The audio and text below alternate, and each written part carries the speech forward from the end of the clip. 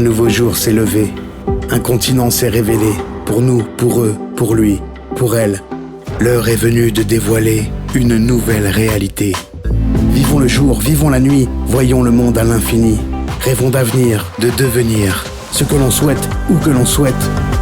Partageons nos passions, écrivons nos succès, exprimons tout ce que l'on est. Avançons sans limite puisque le monde est là et qu'il nous ouvre les bras. Monsieur le maire de la commune de Taïba Ndiaye, monsieur Assane Ndiaye, moom tamit ku taxaw la ak équipe am yëpp ses adjoints ñoom doyen Xarma le chef village de Taïba Ndiaye imam yi chef village fi teew yëpp afi ñi fi teewul yëpp liggéey bi liggéey nañ ko te rafet na ñëpp fekkee nañ ñëpp tamit seede lañ lu ñu liggéey et ay nit toujours bu ñuy liggéey seen xol yi bu àndee rek lu ñu liggéey day rafet loolu moo am solo bu ñu liggéeyee son xel yi ak xol yi ànd rek ndimbal day def ci ñëw te liggéey bi day rafet léeg-léeg nga gis ay nit ñu jox leen dara ñu xëccoo ñun nag lii du fii lañ ko mos a gisee gis nañ ñu jox ay billets ñu jox billet sax nanguwuñ tiire ñu taxaw ñooy jox nañ ko diw fekk ñoom ñëpp ci benn kàddu waaye lii tamit rafetlu nañ ko wane ngeen xel ak xalaat bu mag te buñ jëlee benn imam ci imam yëpp ñoo dem jàppee nañ ko moom biñ jëlee benn chef village ci chef village bi yëpp ñoo dem donc rafetlu nañ liggéey bi waa presse aussi ñu ngi leen di sant ñu ngi leen di gërëm ci seen taxawaay parce que lépp loo gis ñu tasaare nit ñi jot yéen a tax nit ñi di si jot waaw ñu ngi leen di ñaax lépp loo leen di jëf da ngeen ko jëfee ak professionnalisme mooy lan ku génnee lu baax ngeen génnee lu baax la ku génnee loo xam ni du loolu bu leen nangu di génnee loo xam ni nit ki day bëgg jaay affaire am di ko jaarale ci seen loxo xam naa ne xam ngeen ko mais jàpp leen ci mbir yi di tasaare lu baax nit ñi di ko jëriñoo monsieur le maire ñu ngi lay gërëm ñu ngi lay sant parce que yow tamit du taxaw à côté des populations am naa ci daal parce que dañuy daje réunion yu bëri te boo waxee tamit nit ñi dañ lay déglu loolu tamit dafa am solo daal gërëm naa leen sant naa leen imam ngeen def ñaar. ñu ngi fi liggéey ñëpp ba pare waaye kon dañuy yëkkati kàddu cant monsieur le préfet ñu ngi lay sant di la gërëm xam naa ni ko am yéene ci gox bi la ndax ndaje yi fi jot a daje xaw na sakkan waaye gis naa ni ngay dox ni ci taxawaay bi nga ci am yal na yàlla doon la kàttan gën a dimbali di la seedeel ne monsieur le maire mii ñun imaam yi te dafa xam naa si doulation ñoo ko bokk loxo dugg ci ñun mooy suñu doole mooy suñu tànk ñu ñu dimbali ba mu man kon ñu ngi ko ñaanal yàlla dañ ko dëgëral moom itam te yàlla dañ ko dimbali fa tabarakallah. waaw man la Bounama Diouf donc def ci équipe bu RSE bi def département développement durable et communication ICS donc ñëw ñu teew fi tey turu directeur général monsieur Alassane Diallo teew fi ci turu Sandrina Gomez nga xam ne mooy kilifa ci département bi teew fi pour lépp waa ICS équipe ICS donc lii tey li ñu doon def nii moo doon tirage au billet pour chef de village yi ak imam yi ren Taïba Ndiaye moo gagné boo xoolee pour chef de village ak imam yi dañ koy def à tour de rôle au niveau de l'arrondissement de Meouane donc daaw Daaru Xudoos la woon ren Taïba Ndiaye waa Taïba Ndiaye ñoo waroon jële déwén ñu dem Meouane après ci toppaat ñu dem Mboor noonu lañ koy wëralee te lii ñuy def nii tey ci suba nii ci Taïba ci mairie Taïba Ndiaye ngoon dinañ ko def pour jigéen ñi aussi dañ leen di may ñaari billets mais jigéen ñi moom arrondissement bi yëpp ñoo concerné ak benn partie Tivaouane donc jigéen bu bindu rek si ñoom nga bokk ci ñaari billets donc loolu lañ fi doon def tey di ñaanal imam yi gagné yàlla yóbbu leen ci jàmm di ñaanal chef de village bi gagné tamit yàlla yóbbu leen ci jàmm indiwaat ci jàmm bon fii nag doxalinu ICS bon ICS li dañ yemale ko ci arrondissement Meouane bi mooy gën a jege gën a yey loolu moo tax ñu def ko ci arrondissement Meouane bi nga xam ne vraiment suñu dëkkandoo yi nga xam ne ñoo gën a jege ñoom ñu jox leen loolu bon def ci biir loolu aussi ñu def ci ay tànneef parce que imam ak chef de village vraiment ay tànneef lañ ci dëkk boo leen yóbboo mel ni nga yóbbu nga dëkk bi yëpp donc loolu moo taxoon daal ñu defoon tirage bi vraiment ça s'est très bien passé amul benn coow dans les règles de l'art ñu ñaan fekke ko déwén ñu bëri ñu defaat ko ci kii incha allah voilà donc kii bi aussi bien mag yi ñu joxe prise en charge complet la ICS di def donc billet d'avion bi sa nekkinu Makka Médine sa nekkinu Makka ba ba ngay ñibbi si loolu ICS da ko yor donc li ngay def rek mooy loo xam ne mais ICS moom paquet ci yëpp moo ko yor loolu moo la koy gàddu imam moo koy gàddu chef de village yi ak ñaari jigéen ñi ñu war a tiré ci ngoon gi incha allah. ñu ngi remercier ICS bu baax ñu ngi leen di remercier au nom de la plus haute autorité de l'État le président de la République son excellence monsieur Macky Sall ci turu membre gouvernement bi yëpp monsieur le premier ministre le ministre de l'Intérieur le gouverneur de la région de Thiès le préfet du département Tivaouane ci sama tur ci turu maire yi fi nekk yëpp ñu ngi leen di remercier monsieur le maire am na lu mu wax sànq bi muy introduire ñoom maire arrondissement yi ku leen gis xam rek am na ñu ngi union des cœurs et des esprits et dans une solidarité agissante dañoo jàppale ci ñoom ñëpp parce que kenn ci ñoom bu ñëwee réunion mel na ni ñëpp ñëw nañ seen xol yi ànd ma remercier aussi bu baax a baax pour aussi considération envers nit ñi attachement ci nit ñi gis ngeen am na ñu ngeen def fii léegi ngeen jël cadeau ngeen jox ko Sandrina commerce cadeau bi nag doon suuf ngeen dugal ci biir ngeen emballé la manière de donner vaut mieux se prendre.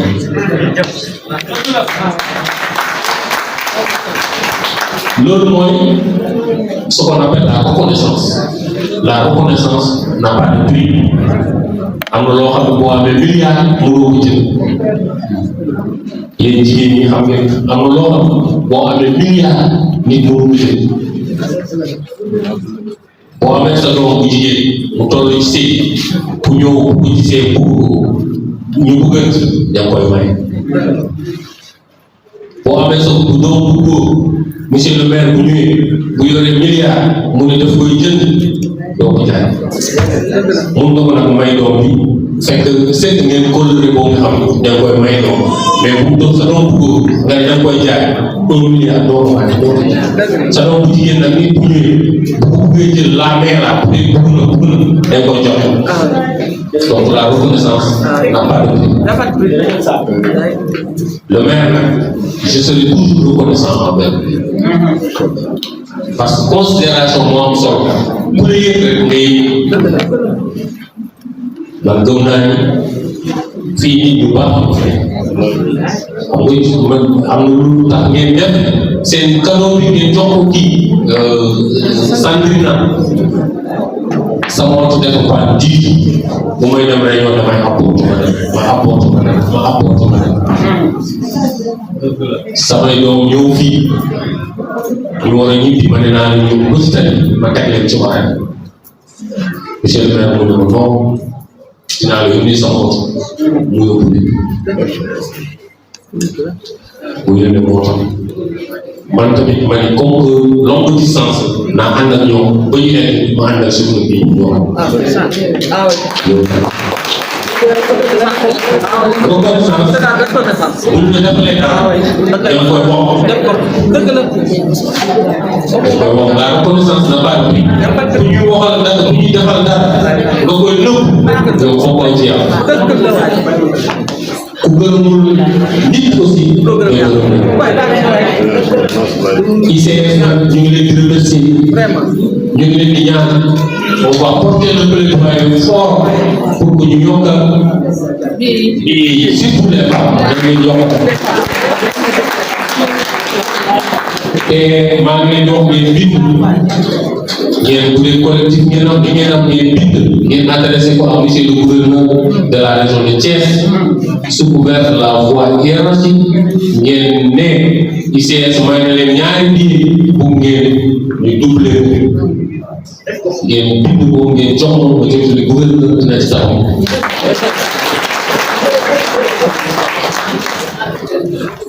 maa ngi leen di ñaanal nag at bu bees bi ñun ñëpp mu nekk at bu am jàmm ñu ñaan ñu ngi dem ci élection yàlla na yàlla defal jàmm ndaxte bu jàmm amee ñëpp am presse bi la presse maa ngi leen di remercier parce que lépp lu xew buñ ko tasaare rek yéen a tax nit ñi yéeg ñu ngi leen di gërëm di leen sant ma lancé waat message bi ma lancé woon bi sant ñun message boobu rek la ñu lancé presse baax na léeg-léeg nit ñi ñu daw leen lu tax ñu leen di daw am na ñoo xam ni li ñuy bind li ñuy génnee dañ ko dul wóor moo tax nag ma ne leen fi ngeen taxaw foofu la da ngeen def seen xel ci génnee lu baax wax lu baax keneen bu ko utiliser seen organe ngir di def ay message yoo xam ne baaxul wala day yàq bañ maa ngi jégalu bu baax kàddu yi gudd na waaye lii opportunité la li nga xam ni yomb boo ko amee da ngay wax ak nit ñi nga waxtaan ak nit ñi ngeen xamante ñu ngi leen di gërëm di leen sant et ñu ngi leen di souhaiter aussi plein succès ñi affaire bi rafetee sax ci suñu on va s'inscrire dans cette même continuité pour réussir. Je vous remercie de votre information. le Bounama Diouf bokk ci équipe bu RSE bu ICS ñu koy wax léegi département développement durable et communication ci turu directeur général lañ fi ñëwee Alassane Diallo ci turu madame Sandrina Gomez bi nga xam ne moo yor département développement durable lañ fi ñëwee bon lii nag du guléet ñu koy def chaque at dañuy tirer ay billets pour ay imam ay chef de village ak ñaari billets pour jigéen ñi ci suba rek lu mel ni lañ defoon Taïba Ndiaye ba ñaari benn imam ak benn chef de village gagné fa léegi nag loolu lañ doon complété fii ci Mboro waa di remercier monsieur le sous-préfet bi nga xam ni moom tey dañ ko nangu tey mu ñëw yendoog ñun di magnifier aussi sa disponibilité parce que vraiment lii moom vraiment ñu ngi ci sant yàlla bu baax parce que boo amee yu mel ni kilifa yi ñëw taxaw sa ginnaaw aussi da ngay sax dafay rassurer quoi di remercier monsieur le maire de Mboro aussi comme ni ñu remercier monsieur le maire de Taïba Ndiaye bi ñu dalalee ci suba di remercier monsieur le Mboro tey ci ngoon gi vraiment moo ñu dalal tey ci Mboro ci tirage yu jigéen ñi tirage bi nag ñaari billet la woon waaw ñaari billet la woon ku nekk ki gagné moo nekk nii donc waa Mbathio Sène waa Ndomor la di ko kii lii yàlla na ko jig ba mu dem ñu bàyyi jóge fi ay si jàmm dem ci jàmm fekk fi jàmm ñu biwaat si jàmm ndànk mooy jàpp golo ci ñaay loolu yéene daal wax dëgg yàlla yéene baa ngi fi mais ba ñun du ñu ñooy décider donc kii li sous-préfet wax léegi dañu gën a yokkaat dinañ gën a wax autorités yi nga xam ne ñu kii ñu waxaat leen ko encore fàttali leen ko ba ñu mën a yokk billet yi bu ñu sañoon sax maire kii commune bu nekk am billet moo gën waaw parce que ñu koy tiré pour kii yëpp arrondissement bi mais loolu yëpp ndànk-ndànk la rek incha allah dina ñëw. waaw 2023 yi wax dëgg yàlla en matière de santé poste de santé yu bëri joxe nañ ci woon pour presque 15 millions de médicaments yoo xam ne nii ci arrondissement bi yëpp la woon Daaru Mboro amoon na ci poste de santé Mboro amoon nañ ci yu Daaru Khoudoss yu Taïba Ndiaye ak Maywane ba bii pas même ba Pire yi nga xam ne fa la ñuy toxal ñenn ñi amoon nañ ci bon fourniture scolaire yi aussi jàppale woon nañ leen ci mi ngi fu mu nekk nii di defar 20 salles de classe yoo xam ne ñu ngi koy tabax ci arrondissement de Maywane bi yëpp 20 salles de classe yi am na encore 10 blocs de toilettes yoo xam ne dañ koy defal kii salle de classe bu nekk aussi dinañ ko équiper équipé en table bas donc am na ay réalisations yu ñu def ci lycée Mboro lycée CM Darou Khoudoss bi nga xamee ni événement juin yi dafa ñëwoon gars yi taal bloc administratif bi nga xam ni fa la sens kii bi doon nekk. C'est une appréciation juste. Nous tenons d'abord à féliciter les industries chimiques du Sénégal pour le geste noble qu'ils ont apporté à toutes les femmes de l'arrondissement de Meouane, sous la présidence effective de monsieur le maire de la commune de Mboro, monsieur Abdallah Tal, ici présent avec l'équipe municipale de Mboro et l'ensemble des femmes de l'arrondissement. C'est un geste qui constitue à aider les femmes à aller sacrifier à un autre pilier important de l'islam, le pèlerinage à la Mecque. Quand on sait que pour aller à la Mecque, il faut casquer beaucoup de briques pour pouvoir sacrifier à un rituel important. Quand les ICS donnent 2 billets, on juge que c'est important, mais on demande aussi à ce qu'un plaidoyer soit porté à l'attention des hautes autorités pour que les billets soient augmentés, compte tenu de la présence massive des femmes. Le maire a eu à dénombrer le nombre important, il maîtrise les chiffres, il a donné un chiffre qu'on connaît, qui est important, donc il faudra demander aux ICS à l'avenir, si c'est possible, d'augmenter. Ça, nous portons le plaidoyer au niveau de celui qui est chargé de représenter la direction ici, M. Bounama Diouf, qui a eu à conduire aussi l'activité avec beaucoup d'extérité. Oui, vous savez, dans la vie, il faut savoir lire entre les lignes et faire la part des choses. Les projets et programmes viennent en appoint à ce que fait l'État. Mais parallèlement, à côté des populations riveraines, il y a ce qu'on appelle l'avantage lié au voisinage. Tantôt les gens parlent de RSE. Ceux qui habitent à côté des industries ont une chance d'avoir des avantages qui sont liés au bon voisinage. Le maire en a parlé tout à l'heure, au niveau des écoles, au niveau de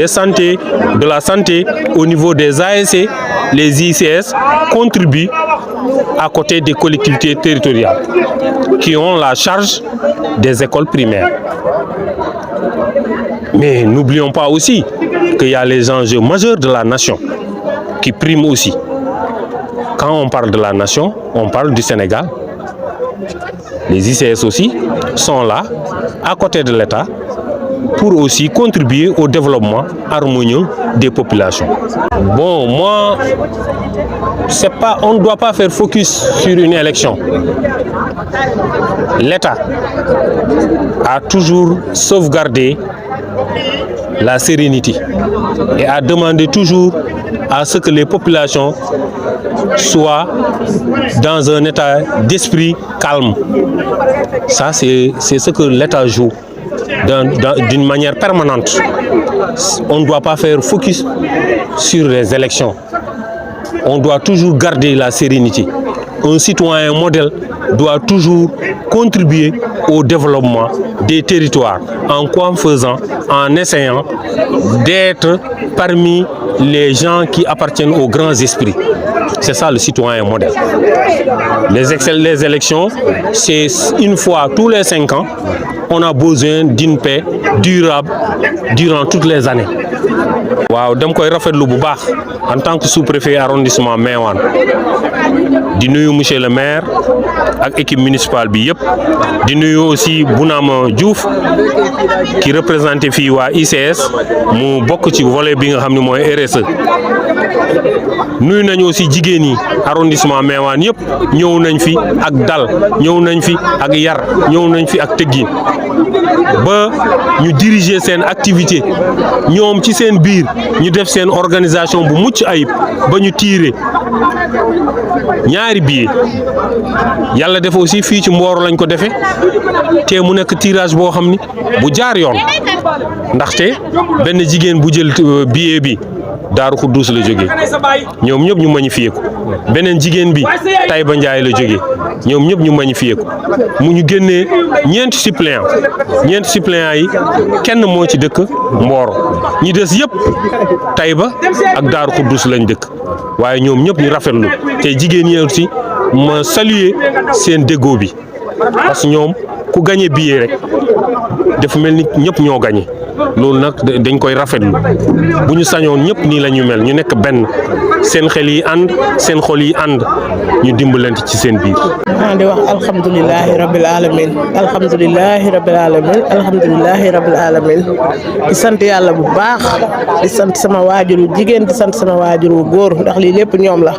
macha allah maa ngi sant yàlla bu baax am kontante am mbégte di gërëm ICS di gërëm Mboro yi yëpp aw ma seen fay waa Ndomor gis nga bi ma génnee ni saal bi yëpp def ñëpp jóg taxaw maa ngi sant ñëpp di gërëm ñëpp di ñaan yal na yàlla mottali ci barke Seydina Muhammad at mi nekk atum jàmm atum naataange atum xéewal ci barke yonent bi sant naa bu baax santaat naa sama waajur wu jigéen bu baax ndax mën naa ne lii lépp moom la bi may yëg loterie bi 15h30 jot na ma ne ko yaay garaawul comme indiwu ma yére mu ne ma bàyyil kon ma jox la sama yére nga sol ko kon lii lépp moom la ndax bu noonu gisuma sa caabi rek amaana mun na am duma taxaw fi tey sax bay gañe billet Màkka bi ay maa ngi koy sant bu baax di ko gërëm di ko ñaanal di ñaanal képp bépp jullit yàlla na yàlla mottali def lépp jàmm sant naa sama seex kaw yooyu juf mi taxaw fii ndey seen waaye kenn du bàjjen na koy saar moo bañ na ko ba moo ma natal ICS nag ñu ngi koy sant ñu ngi koy gërëm lii njëkkul tey waaw barki démb boo Njaay la ñu defal teranga tey ji mu tourné waat mën naa ni defal ma teranga yal na ko yàlla yokk dafa def jàmm dafa def xéewal ci barke Seydina Muhammad yal na yàlla mottali Adja Ndaagu yal na yàlla mottali ci barke Seydina Muhammad